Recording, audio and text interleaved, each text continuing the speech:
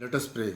Let the words of my mouth and the meditation of my heart be acceptable in thy sight, O Lord, my strength and my Redeemer. Lord Jesus Christ, by the power of Holy Spirit, reveal unto us from the book of Daniel the visions, the dream, and the Daniel 70 weeks and the end time be revealed unto us. Lord Jesus Christ's name of this prayer. Amen. हम लोग Daniel की किताब में से मनन करेंगे। संदेश आज Daniel की पुस्तक में से लिया जाएगा, लेकिन इसकी शुरुआत बाबुल के राजा की शुरुआत, नेबूचदनेस्सर राजा की शुरुआत कहाँ से होती है वो हम देखेंगे। दूसरा राजा उसका 20वां अध्याय। उन दिनों में हिजकिय्याह ऐसा रोगी हो गया कि मरने पर था, और यशायाह नबी जाता है और उससे कहता है, दस सेड द लॉर्ड, कि तू नहीं बचेगा और मर जाएगा। तब हिजकिय्याह राजा फूट फूट के रोने लगता है और प्रार्थना करता है। तब उसने दीवार की ओर मुंह फेरा, यहोवा से प्रार्थना करके कहा, हे यहोवा, मैं विनती करता हूँ, स्मरण कर कि मैं सच्चाई और खरे मन से अपने को तेरे सम्मुख जान कर चलता आया हूँ, और जो तुझे अच्छा लगता है वही करता आया हूँ। तब हिजकिय्याह फूट फूट के रोने लगा। तब यशायाह नबी को खुदा बोलता है, तू लौट के जा और मेरी प्रजा के प्रधान हिजकिय्याह से कहे कि तेरे मूल पुरुष दाऊद का परमेश्वर यहोवा यूँ कहता है कि मैंने तेरी प्रार्थना सुनी और तेरे आंसू देखे हैं। देख, मैं तुझे चंगा करता हूँ।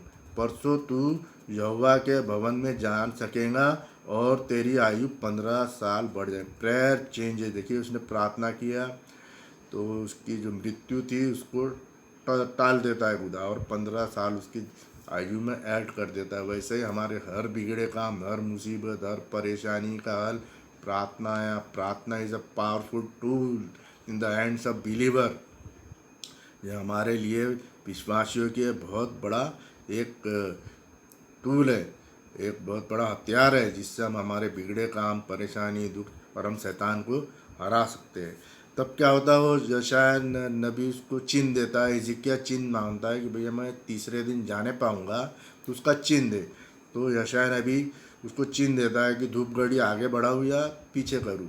तो वो बोलता कि आगे तो बढ़ता है सूरज, लेकिन मेरे को ऐसा कर कि तू 10 डिग्री पीछे कर दे धूप घड़ी को, छाया को तू 10 डिग्री पीछे कर दे। तब यशायाह भविष्यवक्ता ने यहोवा से पुकारा, और अहेस राजा की जो धूप घड़ी थी कि छाया जो 10 अंश ढल चुकी थी, यहोवा ने उसके पीछे की ओर से लौटा दिया। तो वो जो 10 डिग्री पीछे लौटाने का मतलब होता है 40 मिनट। और हम देखेंगे कि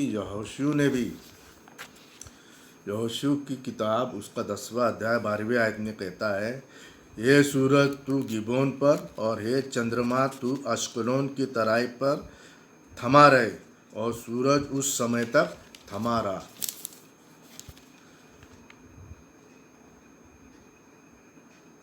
और लगभग 4 पहर तक डूबा। ना तो इससे पहले कोई ऐसा दिन हुआ और ना उसके बाद जिसमें यहोवा ने किसी पुरुष की सुनी हो, क्योंकि यहोवा तो इज़राइल की ओर से लड़ता था। तब यहोशू सारे इज़राइली समेत गिलाद की छावनी में लौट गया। तो लगभग 4 पहर और ये 40 मिनट मिला के एक दिन का फर्क, कमी आज के दिन तक कायम है।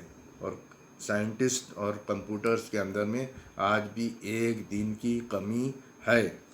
देखिए, अभी हम लोग देखेंगे कि बाबुल की एंट्री कैसी होती है। अब जब हिजकिय्याह राजा चंगा हो गया, तो बाबुल के राजा ने अपने दूत को भेजा चंगाई का संदेश कि तू चंगा हो गया, और उसको भेंट भी दी। तब हिजकिय्याह राजा ने क्या किया, उनको जो बाबुल से आए उनको अपना मंदिर दिखाया, मंदिर के अंदर सारे भेद दिखाए, सारे सोने चांदी के बर्तन वर्तन सब दिखाए। फिर यशायाह नबी उससे पूछता है हिजकिय्याह कि ये लोग कौन है। वो बोलता है दूर गांव देश से आए और ये बाबुल से आए। तो यशायाह नबी उसको बोलता है कि भैया अभी ये बाबुल जो है, ये सारा सामान बाबुल को लिया जाएगा और मंदिर भी तहस महस हो जाएगा, और जो तेरे वंश में से उत्पन्न होंगे उनमें से भी कुछ तो वो बंदी बना के ले जाएगा और वे खोजे बनकर बेबीलोन में राजभवन में रहेंगे और करीब करीब करीब 10,000 लोगों को वो बंदी बना के लेके जाता है। तब हिजकिय्याह ने यशायाह से कहा, यहोवा का ये वचन जो तूने कहा है वो भला है। तब हम देखते हैं कि बाबुल की एंट्री यहाँ हो गई और यशायाह नबी ने भविष्यवाणी कर दिया कि बाबुल बहुत बड़ा राज जो है वो मंदिर को और उसको तहस करेगा। और हम देख रहे हैं कि हिजकिय्याह राजा के चौथी पीढ़ी पे जब यहोयाकीम आता है 24वें अध्याय के अंदर में दूसरे राजा में, यहूदा का राजा यहोयाकीम, तब बाबुल का राजा नबूकदनेस्सर ने चढ़ाई की और यहोयाकीम 3 वर्ष तक उसके अधीन रहा। ये ही जो राजा है वो अंतिम राजा है। इसके बाद में राजा जो यहूदा के राजा कभी हुए नहीं, बस ये 4 राज्य हुए, बाबुल का राज्य और उसके बाद में ग्रीस का राज यूनान और फ्रांस का राज पर्जिया और उसके बाद में आखिरी में रोम राज्य। तो उसको हम लोग देखेंगे कि डैनियल की किताब के अंदर में क्या लिखा। डैनियल का उसका दूसरा अध्याय।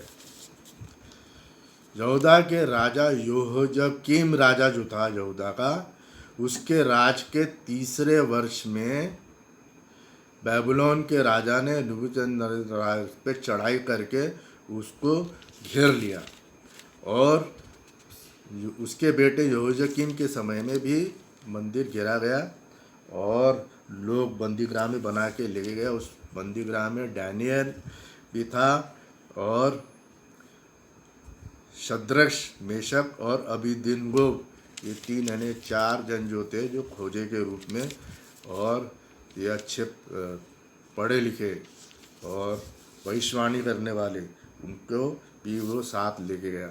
अब राजा ने नबूकदनेस्सर ने एक स्वप्न देखा। अब वो चाहता था कि स्वप्न का अर्थ कोई बताए और मैं स्वप्न भी नहीं बताऊंगा और मैंने क्या स्वप्न देखा वो भी आपको बताना है। तो ऐसा कोई पूरे बाबुल में ऐसा कोई मिला नहीं, लेकिन डैनियल बोलता है कि मुझको मेरे खुदावन ने ये राज बताया है कि क्या क्या होने वाला है। ये राज मेरे लिए नहीं खुला है बल्कि तेरे लिए, ताकि तू समझ ले कि अंत के दिनों में क्या क्या होने वाला है। और वो सपना का और उसका अर्थ बताता है। हे राजा, जब तू देख रहा था तब बड़ी मूरत दिख पड़ी और वो मूरत जो तेरे सामने खड़ी थी वो लंबी चौड़ी थी और चमक अनुपम थी और उसका रूप भयंकर था। रूप भयंकर मतलब ये मूरत जो है इसके अंदर में बहुत ख़राब काम होने वाले हैं और उसको दिखने में तो बहुत चमक नमक रहेगा, लेकिन ये खुदा के लोगों के साथ में बलवा करेंगे और उसको खुदा से वर्शिप करने से हटाएंगे और उनको तकलीफ़ दी जाएंगी और ट्रिब्यूलेशन होगा। देखिए, उस मूरत का सर तो चौके सोने का था, और जो चौका सोना मतलब बाबुल का राजा है ना, सोने का राज्य, और उसकी छाती और भुजाएं चांदी की। यह है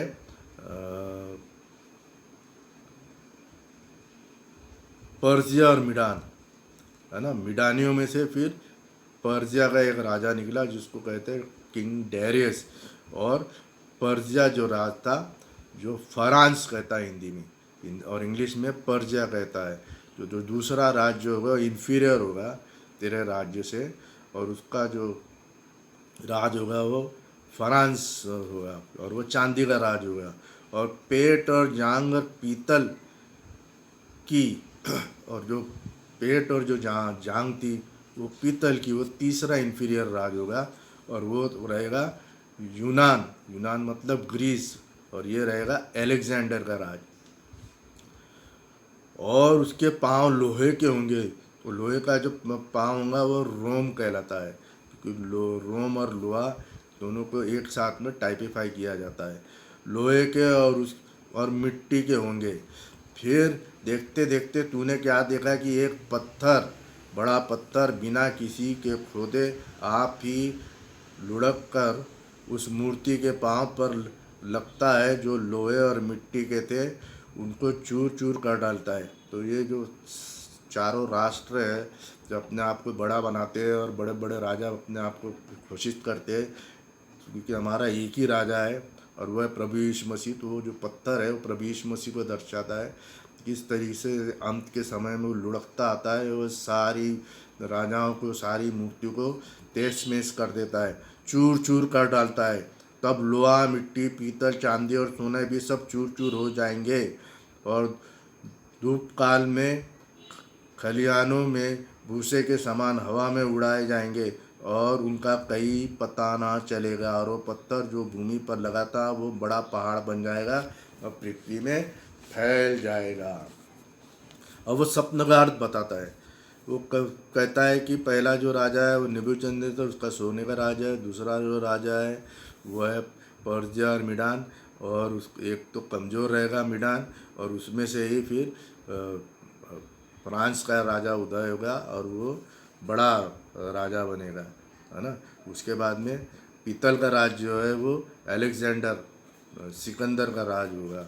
और उसके बाद में जो सोने का राज है वो जो लोहे का जो राज है वो रोम कहलाएगा। देखिए, और फिर जो चौथा राज्य लोहे के तुल्य मजबूत होगा। लोहे से ये सब वस्तुएं चूर चूर हो जाएगी और पिस जाती है। इसलिए जिस भांति लोहे में से सब कुछ कुचली जाती है, उसी भांति उस चौथे राज से सब कुछ चूर चूर और पीस जाएगा। तूने जो मूरत के पाँव और उसकी उंगलियां को देखा, जो कुछ कुमार की मिट्टी और कुछ लोहे की थी, उनसे वह चौथा राज बटा हुआ होगा। तो भी उनमें लोहे का सा कड़ापन रहेगा। जैसे कि तूने कुमार की मिट्टी के संग लोहा भी मिलते हुए देखा है, वैसे पाँव की उंगलियां कुछ तो लोहे की और कुछ मिट्टी की सी होगी। लोहा रोम को दर्शाता है और रोम का राज यीशु मसीह से 27 BC पहले से था और इन्होंने ही क्रूस पे चढ़ाया। क्रूस पे चढ़ाए जाने के बाद में वो पैगन रोम था। पैगन रोम मतलब मूर्ति पूजक रोम, है ना। जो और ये लोग ग्रह की पूजा करते थे। लेकिन बाद में जब यीशु मसीह के समय में चेलों ने जब प्रचार किया तो वो पैगन रोम से पेपल रोम बन गया, पोप आ गया। फिर पोप ने अपनी रीतियाँ बनाई और किस तरीके से निसंस काउंसिल ने पिता, पुत्र, पवित्र ट्रिनिटी आई, जो एक बहुत बुरी चीज़ से हम लोग वाकिफ़ हो गए, क्योंकि हमारा खुदावन एक है और वो कभी बदलता नहीं। और इज़राइल भी आज भी एक खुदा मानता है।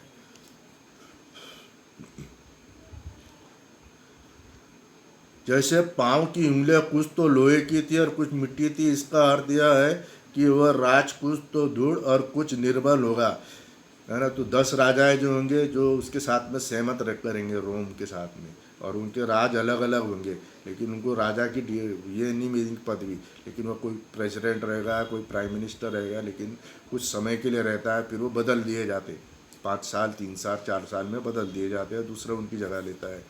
तो वो लोहा कुमार की मिट्टी के संग मिला हुआ दिखा। इसका अर्थ यह है कि उस राज के लोग एक दूसरे मनुष्य से मिले जुले तो रहेंगे, परंतु जैसा लोहा मिट्टी के साथ मेल नहीं खाता, वैसा वो भी एक ना बन पाएंगे। मिले तो रहेंगे लेकिन वो एक मन और एक इसके नहीं रहेंगे। सबके अपने अपने कानून कायदे और रीति रिवाजें होंगी, लेकिन वो उस पशु को जो रोम है उसको मानेंगे। उन राजाओं के दिनों में स्वर्ग का परमेश्वर एक ऐसा राज उदय करेगा, अनंत काल तक न टूटेगा और न वह किसी दूसरी जाति के हाथ में किया जाएगा, वरन उन सब राजाओं को चूर चूर कर देगा। यहोवा अंत के समय की बात बताए रहे हैं यहाँ पे, और उसका अंत कर डालेगा और वह सदा स्थिर रहेगा। जैसे तूने देखा कि एक पत्थर किसी हाथ से बिना खोदे पहाड़ से उखड़ा और उसने लोहे पीतल चांदी को चूर चूर कर दिया है। महान परमेश्वर के राज को बताया है कि इसके बाद क्या क्या होगा, न स्वप्न में और न उसके फल में कुछ संदेह है। अब डैनियल ने कुछ सपन देखा, कुछ विजन्स देखा जो इसी मुहूर्त के साथ में आधारित है। यही मुहूर्त जो है वो उसकी जो बाबुल के राजा की कैसी शुरुआत होती है और दुनिया का अंत कैसा हो रहा है, और ये 4 राज्य होंगे और ये लोग किस तरीके से अपना काम करेंगे। देखिए अब इसने डैनियल ने स्वप्न देखा, 7वां अध्याय, डैनियल की किताब उसका 7वां अध्याय। और वो मूरत जो हमने देखी ना, उसको आप अपनी समझ से हटाना नहीं, क्योंकि ये जो सपना है और वो मूरत नबूकदनेस्सर ने जो सपना देखा उसका कोई फर्क नहीं है दोनों में। बाबुल के राजा बेल्तेजर ने पहले वर्ष में डैनियल के पलंग पर सपना और दर्शन देखा, सपना और दर्शन। तब उसने वह सपना लिखा और बातों का सारांश भी वर्णन किया। डैनियल ने यह कहा, मैंने रात को यह सपना देखा कि महासागर पर चारों ओर आंधी चल रही है। तब समुद्र में से 4 बड़े जंतु, समुद्र यानी लोग, हमारे को ये समझ में आएगा कि प्रकाशित वाक्य 17वां अध्याय में पानी को क्या कहा जाता। पानी जो है लोग, भाषा, कुल और राज्य। तब उस लोगों में से 4 बड़े जंतु निकले, और 4 बड़े जंतु जो एक दूसरे से भिन्न थे निकल आए। पहला जंतु सिया के समान था, जो हमने देखा बेबीलोन का जो राजा है उसका सिर सोने का था, वो उसका डिस्क्रिप्शन है यहाँ पे। जो पहला जंतु था वो सिया के समान था और उसके पंख उकाब के से थे, यानी उसका उकाब के पंख ने वो देवता भी है और वो एक पशु भी है, यानी ताकत उसकी देवता जैसे भी है और पशु जैसे। और पशु जो था वो शेर समान था। मैंने देखते देखते उसके पंख के पर नोचे गए और वह भूमि पर से उठकर मनुष्य के समान पाँव के बल खड़ा किया गया और उसको मनुष्य का हृदय दिया गया। यह नबूकदनेस्सर का राज, सोने का राज। और मैंने एक और जंतु देखा जो रीछ के समान था। अब वो जो दूसरा जो इंफीरियर जो किंगडम था, राज्य था, वो चांदी का था और वो उसकी छाती और भुजाएं वो काय की थी, चांदी की थी। और वो राज्य जो है वो फ्रांस का राजा है और उसको इंग्लिश में कहते हैं पर्सिया। और एक पंजर के बल उठा हुआ था, और एक बंजर के बल उठा हुआ था, राइट कंधा उठा हुआ था, और उसके मुंह के दांत के बीच में 3 फसलियाँ थी। और जब 3 फसलियाँ थी तो राइट साइड में ऐसी उठी हुई थी। तो 2 राज्य होंगे, एक तो मीडान का होगा जो इंफीरियर राज होगा, और जो बड़ा राज होगा वो फ्रांस का राज होगा। तो मीडानियों में से ही फ्रांस का राजा उदय होता है और वो है किंग डेरियस। और फिर वो बलवंत होता है और फ्रांस का राजा चांदी के इसको दिखाता है। और लोग उससे कह रहे थे, उठकर खा, बहुत सारा मांस खा। बहुत सारा मांस का मतलब लोगों की आत्मिकता को वो नष्ट कर रहा है। वन गॉड वाली फिलॉसफी को और यहोवा को जितने लोग मानते थे उनको वो परेशान करता है और अपनी देवी देवताओं को सामने ला के लेके आते हैं, है ना, और यहोवा को पीछे हटाने की कोशिश करते हैं। इसके बाद मैंने क्या देखा कि चीते के समान एक और जंतु है जिसकी पीठ पर पक्षी के से पंख है और उस जंतु के 4 सिर है।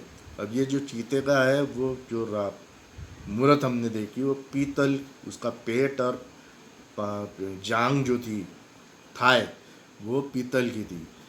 तो वो ग्रीस को दिखाता है, यूनान को, अलेक्जेंडर को। और उसके बाद उसके 4 सिर थे और उसके अधिकार दिया। और उसके कितने सिर थे?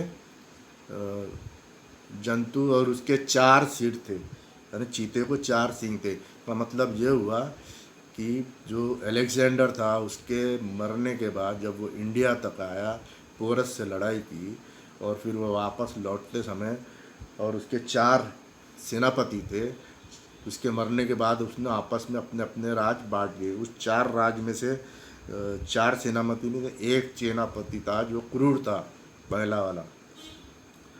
और वो अलेक्जेंडर के समान ताकतवर तो नहीं था, लेकिन वो इज़राइल को और इजिप्ट को और माइनर एशिया और सीरिया, ये राज उसके अंडर में आता है, और वो किस तरीके से लोगों को परेशान करता है।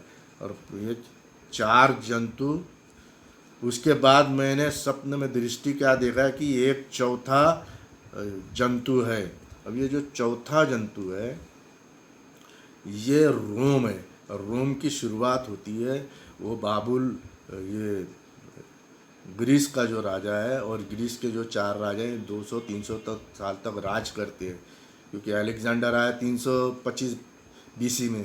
उसके बाद में ये 4 राजा जो उसके सेनापति थे उन्होंने राज किया, और फिर इनको रोम आता है, रोम की एंट्री होती है यीशु मसीह से 27 बीसी पहले। वहाँ से वो सारों को, ग्रीस को धीरे धीरे सारे राजा को ख़त्म करता है और पूरे दुनिया के ऊपर में अपना कब्जा थमाता है। तब ये जो चौथा जंतु था है वो रोम है, लोहा मतलब रोम, और जो भयंकर और डरावना है और बहुत सामर्थ्य है। अब जो पहला जो था रोम, तो सामर्थ्य और ताकतवर, और सारे राजा को मार के ख़त्म कर दिया, और इज़राइल भी उसके अंडर में आ गया, और उसके बड़े बड़े लोहे के दांत थे और वो सब कुछ खा डालता था। यानी वो यहोवा के लोगों पे, जो विश्वासी लोग थे, उनकी आत्मिकता को भंग करता है, और उनकी जगह अपनी देवी देवताओं को, अपनी रीतियों को, अपने डॉगमैक्स को लाके इनवाइट करवाता है, और वो सब कुछ चूर चूर कर जाता था। अब ये जो लड़ाई है हमारी शारीरिक नहीं है, ये आत्मिक लड़ाई है, और जो बचा जाता था उसे पैरों से रौंद देता था। वह सब पहले जंतु से भी भिन्न था, और उसके 10 सींग थे। अब हम पैर के बाद में उसके उंगलियों पे आ जाते कि 10 उंगलियां थी, और उन सींगों 10 सींग के समान है, जो 10 उंगली है वो 10 सींग के समान है। और उन सींगों पर ध्यान से देख रहा था तो क्या देखा कि उनके बीच में एक छोटा सा सींग निकला। तो रोम में से ही वो जो लोहा है उसमें से 10 राजा उदय होंगे, और उस 10 राजा में से एक और सींग निकलेगा, है ना, वो रहेगा बीस्ट। और वो हम देखेंगे कि किस तरीके से रोम के राजा को दर्शाता है कि आज जो रोम में और इटली में जो शासन कर रहा है वो पोप का शासन है, और तो वो उसमें से एक सिंह निकला, है ना, और वो बल में से पहले 3 सिंगों को तोड़ डाला। फिर मैंने देखा कि इसके सिंग जो मनुष्य की आंखें और बड़ा बोल बाला है। अब पहले देख रहे हैं कि 10 राजा है, 10 उंगली के 10 राजा, लेकिन इसमें से एक छोटा सिंह निकलता है, और वो 10 राजा में से उसको कम करता है, और उसके बाद में वो 7 राजाएँ हो जाते हैं। तो हम लोग इसको देखेंगे प्रकाशित वाक्य उसका 17वां अध्याय और उसकी 10वीं आयत में। 7 पहाड़ है और उस पे वेश्या बैठी है, वे 7 राजा भी है, 5 तो हो चुके और एक अभी है, और एक अब तक आया नहीं, और जब तक आएगा तो सब समय तक उसका रहना भी अवश्य है। तो 10 में से अभी ये 7 भी हो गए, तो 10 भी है और उसके 3 कम भी हो गए, और 3 में से वे 7 राजा भी है, 5 तो हो चुके और एक अभी है और एक अभी आया नहीं, और जब वो आएगा तो सारा चीज़ वो तेज मेज करेगा। फिर मैंने अंत में क्या देखा कि सिंहासन रखे गए, और फिर जो है ना ये सारे चीज़ों को ख़त्म करेगा यहोवा, और उनमें ऐसी प्रफुल्लता और महिमा का राज दिया गया कि देश देश और जाति जाति के लोग और भिन्न भिन्न भाषा बोलने वाले सब उसके अधीन हो गए। उसकी प्रबलता सदा तक अटल और उसका राज अविनाशी ठहरेगा। फिर हम देखेंगे कि बेलशस्सर के तीसरे वर्ष में, पहले वर्ष में ये सपना देखा डैनियल ने, तीसरे वर्ष में एक और सपना देखता है वो। और वो क्या देखता है, फिर मैंने आंखें उठाकर देखा कि उस नदी के ऊपर 2 सींग वाला एक मेंढा है। ये 2 सींग वाला मेंढा, फिर हम लोग मूर्ति की तरफ चले जाएंगे और फिर हम डैनियल की भविष्य के सपने की तरफ में जाएंगे क्या है। तो जो 2 सींग वाला मेंढा है वो है मीडान और पर्जिया, और मूरत जो है वो चांदी की है ना, उसका छाती और दोनों भुजाएं जो है वो चांदी के। और डैनियल ने जो सपना देखा वो इसने उसको रीछ के समान देखा। जो पशु था वो रीछ के समान था और 3 फसली उसके मुंह में थी और एक झुकी हुई थी और सीधे तरफ की ऊपर उठी हुई थी। तो ये 2 सींग, एक मेंढा खड़ा देखा, उसके 2 बड़े सींग थे, परंतु उनमें से एक अधिक बड़ा था। जो ऊपर में था वो अधिक बड़ा था, भालू के मुंह के अंदर में थे, और उसके लोहे के दांत थे और सब चूर चूर कर देता है और सब को बोलता है सब खा ले। और जो बड़ा था वो दूसरे के बाद निकला, मैंने छोटा मिडान, और मिडान में से ही वो बड़ा निकला और वो पर्जिया राजा, यूनान का इंग्लिश में पर्जिया बोलते हैं उसको और हिंदी में यूनान। मैंने उस मेंढे को देखा, वो पश्चिम उत्तर दक्षिण और की ओर सींग मारता और जो कोई जंतु उसके सामने खड़ा नहीं रह पाता, उसने उसके हाथों से कोई भी किसी को बचा सकता था, कोई भी उसको हाथ से नहीं बच पाता था। और वो अपनी इच्छा के अनुसार काम करके बढ़ता जाता था।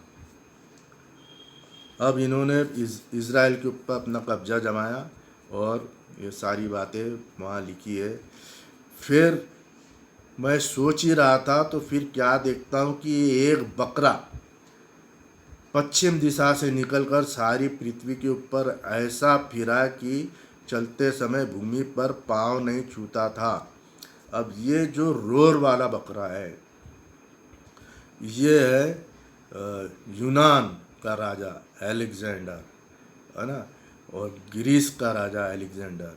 और जो डैनियल ने जो पशु देखा विजन में वो था चीते के समान और उसके पंख थे और उसके चीते के 4 सींग थे और मूरत के अंदर में उसकी प्रतिमा ऐसी है कि उसका पेट और उसकी जांघ पीतल की थी। देखा, जो सपना देखा था नबूकदनेस्सर राजा ने उसका, और जो डैनियल ने सब विजन देखा और अब जो विजन तीसरे वर्ष में देख रहा है ये एक ही समान है।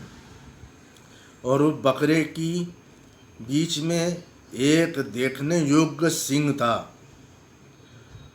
और उस 2 सिंग वाले मेंढे में जाकर उसमें से नदी के सामने खड़ा देखा था, उस पर जाकर अपने पूरे बल से लपका।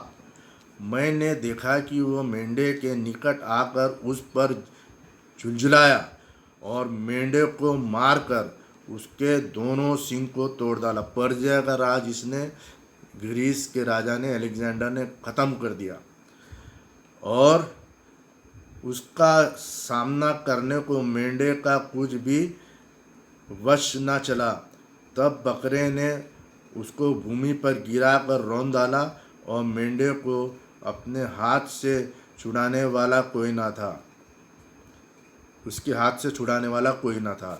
तब बकरा अत्यंत बड़ाई मारने लगा और वह बलवंत हुआ और उसका बल सिंह टूट गया, बड़ा सिंह जो है वो टूट गया और उसके बदले देखते देखते 4 सिंह निकले, 4 दिशाओं की ओर बढ़ने लगे। अब हमने देखा कि जो मूरत थी वो पीतल की थी, उसका पेट और उसके जांघ पीतल के थे। और डैनियल ने जो पशु देखा वो चीते के समान था, उसके पंख थे और उस चीते के 4 सिर थे तो वो जो एक सिंह टूटा वो अलेक्जेंडर है ना। और उसके टूटने से उसके 4 सेनापति ने 4 राज बना दिए। तो वो 4 राज अपने अपने अनुसार उन्होंने बांट दिए। तो उनमें से एक जो बड़ा राजा था उसको इज़राइल, इजिप्ट, सीरिया और एशिया माइनर का पार्ट उसके अंडर में आया। उसने से एक छोटा सिंह, अब ये हमारा राज्य जो है, जब हमने पढ़ा कि 10 उंगलियों में जो लोहे का राज है वो रोम का राज है। अभी हम रोम के राज में आए ही नहीं है, ये अभी यूनान का राज चल रहा है, अलेक्जेंडर का राज चल रहा है, उसके 4 सिपाहियों का राज चल रहा है ना। इसमें तो आपने को समझ लेना चाहिए कि अभी डैनियल की भविष्यवाणी के अनुसार चौथा जो राज्य है वो लोहे का है, वो रोम है। अब ये हम लोग यूनान के राज में चल रहे हैं। और यूनान के राज के अंदर में क्या होने वाला है कि हमने देखा कि वो एक सिंह टूटा और उसमें से 4 निकले, और वो चीते के 4 सिंह है, और वो मूरत पीतल के और जांग पीतल के, ये एक ही चीज़ है। तब उसमें से एक छोटा सिंह निकला और निकल के दक्षिण पूरब और शिरोमणि देश की ओर बहुत बढ़ता गया। वो 4 में से एक राजा निकला जो बहुत क्रूर था। और वो इतिहास देखेंगे ना, अलेक्जेंडर के बाद में 4 राजा कौन थे उसको इतिहास में आपको बताएगा। और उसने ऐसा ही जैसा लिखा है वैसा ही काम किया। वह स्वर्ग की सेना तक बढ़ गया और उसमें से और तारों में से भी कितनों को भूमि पर लाके गिरा दिया। तारे जो होते हैं एंजल्स लोगों ने बगावत करने के बाद में उनको आसमान से ज़मीन पर पटक दिया गया, और वो शैतान और उसकी सेना को दर्शाता है। वरन वह उन सेना के प्रधान तक भी बढ़ गया, यानी सेना का जो प्रधान है उस तक बढ़ गया, और यानी खुदा के मंदिर के अंदर तक बढ़ गया, और वहाँ का जो राजा था उसके ऊपर में भी प्रबलता प्राप्त कर ली, और होम बलि बंद की गई। उसका जो राजा था उसने क्या किया कि अपने देवता जो ग्रीस का, यूनान का जो देवता था जायस, उसको मंदिर के अंदर में डाला, और ये जो खुदा के मंदिर में जो भेंट चढ़ती थी उसको रोका, और उसने वहाँ पे बकरों की ये भेड़ों की बकरों की बलि के बजाय उसने सुअर की बलि अपने देवता को जलाया। तब वहाँ पे लिखा गया है, क्योंकि अभी हम रोम के इसमें नहीं आए हैं, ये पूरा की पूरा यूनान के समय में हो रहा है। और यूनान के राजा ने 4 राजा में से एक सेनापति ने, जो बहुत बड़ा राजा था, उसने ऐसे घिनौने काम किए और उस पवित्र स्थान को गिरा दिया, और लोगों के अपराध के कारण नित्य होम बलि के साथ सेना भी उसके हाथ में कर दी गई, और उसके सिंह ने सच्चाई को मिटा दिया। देखा, खुदा के जो सच्चे लोग थे, एक गॉड मानने वाले इज़राइल को उसने सताया, और वो काय से सता रहा है? सिंह से, और उस सिंह से सच्चाई को मिटा डाला, और वह काम करते सफल हो गया।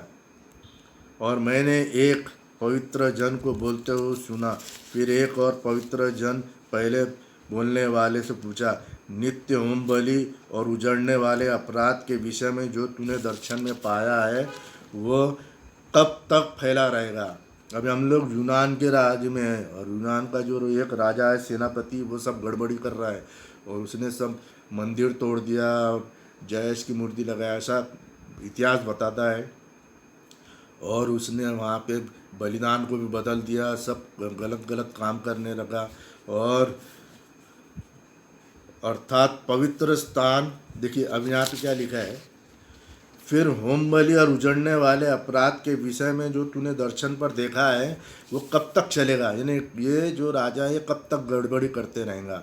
अर्थात पवित्र स्थान और सेना दोनों का रौंदा जाना कब तक होगा? सेना को भी रौंदा रहा है और मंदिर को भी, आत्मिकता को भी ख़त्म कर रहा है, और लोगों को परेशान कर रहा है। तो उसने मुझसे कहा, तब साँझ और सवेरा 2300 वरन होगी। रोम के समय में जो इसको समय दिया जा रहा है बीस्ट को, यानी शैतान को, और उसको कहते हैं अजगर, है ना, उसको जो समय दिया गया है वो 1200 दिन दिया गया है। यहाँ पे कितने दिन दिए गए? 2300। ये लगभग छः साल 3.25 महीने तक ये लोग इसने गड़बड़ी यहाँ पे की, और वह पवित्र शांत बाद में शुद्ध किया गया। तब हम देखते हैं इसके राज्य खत्म होने के बाद में बाबुल का राज आता है। बाबुल का राज खत्म होने के बाद में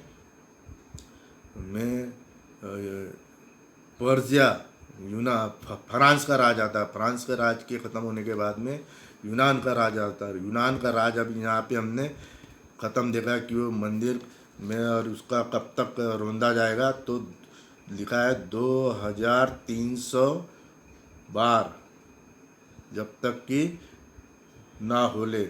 और वो इसको जब हम कैलकुलेशन करेंगे 360 दिन से डिवाइड करेंगे तो करीब 6 साल 3.25 महीने तक वो गड़बड़ी का। फिर वहाँ से 27वीं पीढ़ी से रोम ग्रीस को हटाता है, और इज़राइल का राज्य जो है वो रोम के हाथ में आ जाता है।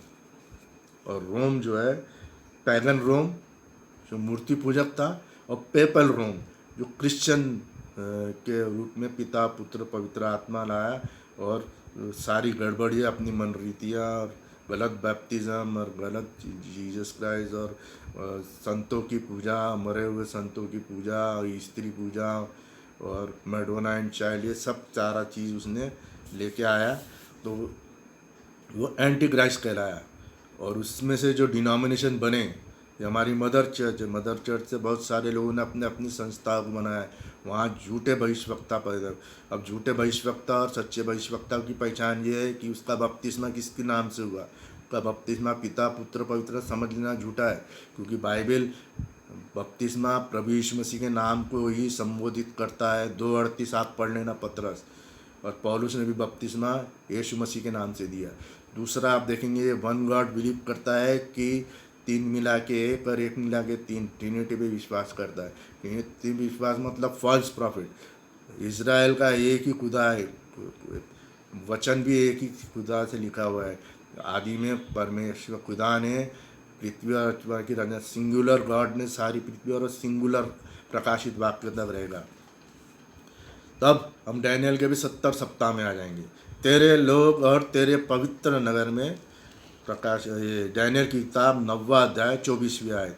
70 सप्ताह ठहराए गए। 70 सप्ताह यानी एक सप्ताह 7 साल का है। 70 सप्ताह को 7 से मल्टीप्लाई करेंगे तो 490 वर्ष हो जाएंगे। तो डैनियल को कहा गया है कि जब वो प्रार्थना कर रहा था तो उसको अंत के बारे में बताया जा रहा है, और उसको बताया कि तेरे लोगों को 490 वर्ष दिए जाएंगे, और उस ठहराए गए है कि उनका अंत का अपराध होना बंद हो। अब इन्होंने अपराध क्या किया? इन्होंने अपराध ये किया, तो हम देखेंगे मत्ती की किताब और उसका 27वां अध्याय।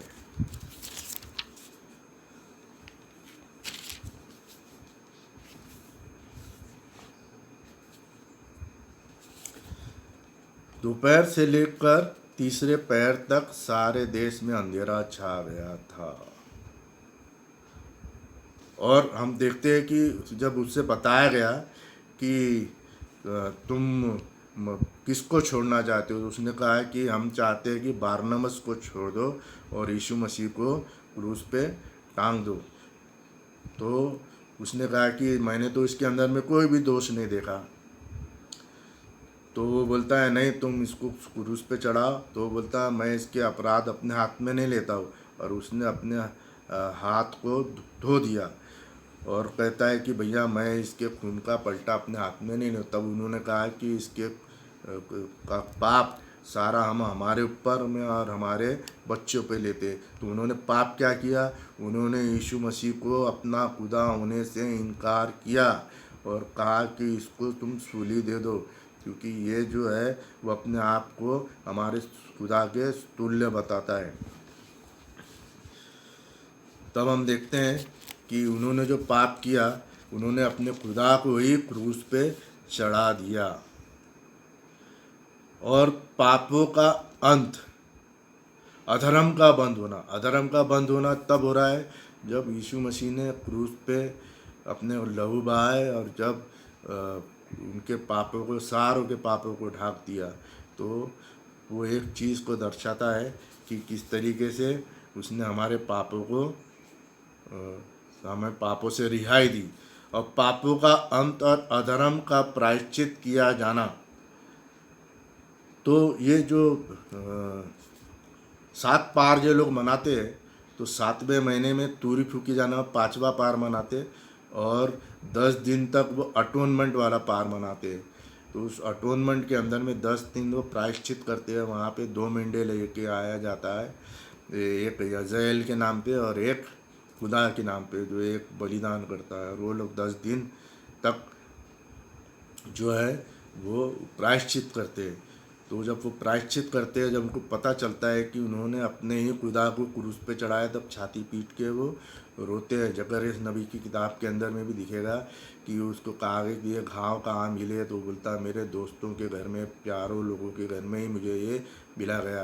ये इसलिए हुआ ताकि मैं उनको बचा सकूँ और यूनान युग की धार्मिकता प्रकट हो। तो खुदा के अलावा कोई धार्मिकता है नहीं, इंसान के अंदर में कोई धार्मिकता नहीं है, नबियों के अंदर में कोई धार्मिकता नहीं, भविष्यवक्ता के सिर्फ प्रभु यीशु मसीह ही उद्धार करने वाला खुदा है। वही धर्म से बोलता प्रभु यीशु मसीह और पूरा उद्धार करने की शक्ति भी रखता है। वही अपने आप प्राण को ढा देता है और उसी के अंदर में शक्ति अपने प्राण को फिर से वापस लाने की। ऐसा नए नियम के अंदर के कोटेशन है ये। और दर्शन की बात पर और भविष्यवक्ता पर छाप, क्योंकि ये अंत के समय में भी, अब तक ये भेद खुले नहीं, अंत के समय में ये सारे भेद खुल रहे हैं। और वो दर्शन की बात जो छप रही है खुल रही, इसका मतलब अंतिम समय में हम लोग पहुंच चुके हैं और परम प्रधान का अभिषेक किया जाएगा। अभी जब भी दर्शन दिया जाता है प्रभु यीशु मसीह का कि उसके बाल सफ़ेद है, आँख लाल है और पटुका है, पैर पीतल के है और आग के समान झलका है, पीतल के समान दिखता है, उसको क्राउन नहीं बताया जाता है ना। इसको क्राउन जब प्रकाशित वाक्य के 19वें अध्याय में सफ़ेद घोड़े पे आ रहा है, तो उसको क्राउन के साथ में आ रहा है, दुल्हन भी क्राउन पहने हुए आ रही है, उसका अभिषेक होता है। इसलिए यह जान और समझ ले कि यरूशलेम को फिर बसने से, आज्ञा से निकलने से अभिषेक प्रधान तक 7 सप्ताह बीतेंगे। यानी मंदिर को बनने तक 7 सप्ताह, मंदिर को बनाने के 7 × 7 49 ईयर्स लगे। और 62 सप्ताह शहर पनाह को फिर से बसाने के लिए, जब यरूशलेम फिर से बसाया गया, इज़राइल फिर से आ गए वहाँ पे, 62 सप्ताह बीतेंगे। यानी 69 वीक्स हो गए, 483 ईयर्स हो जाएंगे। और फिर 62वें सप्ताह के बीतने पर चौक और खाई समेत सब नगर कष्ट के समय में फिर बसाया जाएगा। और 62वें सप्ताह के बीतने के बाद अभिषिक्त पुरुष काटा जाएगा। प्रभु यीशु मसीह के बपतिस्मा से लेके प्रभु यीशु मसीह के सूली पे चढ़ाए जाने से 3.5 साल उसने प्रचार किया। और यहूदियों के लिए 70वां सप्ताह जो था वो 3.5 साल प्रभु यीशु मसीह प्रचार। अब 3.5 साल बचे हैं, वो 1260 दिन को दिखाता है। यहूदियों का कैलेंडर 30 दिन का ही होता है, एक महीना, और multiply by 360 days equal to 1 year काटा जाएगा और उसके हाथ में कुछ ना लगेगा। वह परम प्रधान 1 सप्ताह के लिए वाचा बांधेगा, ठीक है। और जैसे ही वो वाचा बांधेगा परम प्रधान जो है वो इज़राइल के साथ में, तो वैसे ही दुल्हन का आसमान में जाना आवश्यक हो जाएगा। और 2 भविष्यवक्ताएँ आएंगे और 1260 दिन जो बचे हैं, 3.5 साल, वहाँ पे वो प्रचार करेंगे और संग जुड़ वाचा बांधेगा और आधे सप्ते के बीतने पे मेल बलि अनबलि को बंद करेगा। तो सारा चीज़ को फिर वो रोकेगा। जैसे हमने देखा कि यूनान के राजा ने भी ऐसे ही किया था, और अब रोम का राजा भी अंतिम समय के अंदर में ऐसा कर रहा है। दुल्हन आसमान में गई, 2 भविष्यवक्ता आ गए, तूरी फूकी गई और फिर वो 3.5 साल तक वो परेशान करेगा, बीच में रोकेगा और फिर क्या होगा, घृणित वस्तु दिखाई जाएगी। निश्चय से ठानी हुई बात के समाप्त होने तक परमेश्वर का क्रोध भड़केगा और पड़ा रहेगा। तो हम देखेंगे कि 12वें अध्याय के अंदर में उसी समय मिखाएल नाम बड़ा प्रधान, यह अंतिम के समय की बात है, तेरे जाति भाइयों और पक्ष करने को खड़ा रहता है, वह उठेगा और ऐसे संकट के समय होगा जैसे किसी जाति के उत्पन्न होने के समय से लेकर अब तक कभी ना होगा। परंतु उस समय तेरे लोगों में से कितने तो नाम परमेश्वर की पुस्तक में लिखे हैं, वो बच निकलेंगे। जो भूमि के नीचे सोए वो भी उठ खड़े होंगे। और कितने अपनी नामधराई और सदा के अत्यंत घिनौने ठहराने के लिए सब सिखाने वालों जो है वो चमकेंगे। आकाश मंडल की सी होगी जो सिखा रहे हैं, समझा रहे हैं संदेश। और जो बहुतायत को धर्मी बनाते हैं वे सर्वदा तारे के समान प्रकाशमान रहेंगे। परंतु हे दानियल, तू इस पुस्तक पर मोहर कर दे और वचन को अंत समय तक के लिए बंद रख। बहुत से लोग पूछताछ करेंगे और ढूंढान करेंगे और ज्ञान भी बढ़ जाएगा। इस अंत के समय में ज्ञान बहुत बढ़ गया है, स्पीड बढ़ गई है, मोड ऑफ कम्युनिकेशन बढ़ गया है, नेट आ गई है, बातचीत एक दूसरे के साथ में कहाँ भी और किसी भी वक्त हम कर सकते हैं। टेक्नोलॉजी हाई फाई हो गई है और ग्रहों के अंदर में हम प्रवेश कर रहे हैं। और सब सुन, मुझ डैनियल की दृष्टि करके क्या देखता है कि 2 पुरुष खड़े देखा। तब वो पुरुष सन का कपड़ा पहने हुए नदी के जल पर ऊपर था। उसने मेरे सुनते डैनियल और बाएं अपने दोनों हाथों स्वर्ग पर उठा लिया। सदा जीवित रहने वाले की शपथ खाकर कहता कि यह दशा 3.5 साल तक की रहेगी और वो पवित्र प्रजा की शक्ति टूटते टूटते समाप्त हो जाएगी और सब बातें पूरी हो जाएगी। 3.5 साल 1260 दिन के दो जो भविष्यवक्ता प्रचार करेंगे। और यह बात मैं सुनता तो था परंतु कुछ न समझ। तब मैंने कहा, हे मेरे प्रभु, इन बातों का अत्यंत फल क्या होगा? उसने कहा,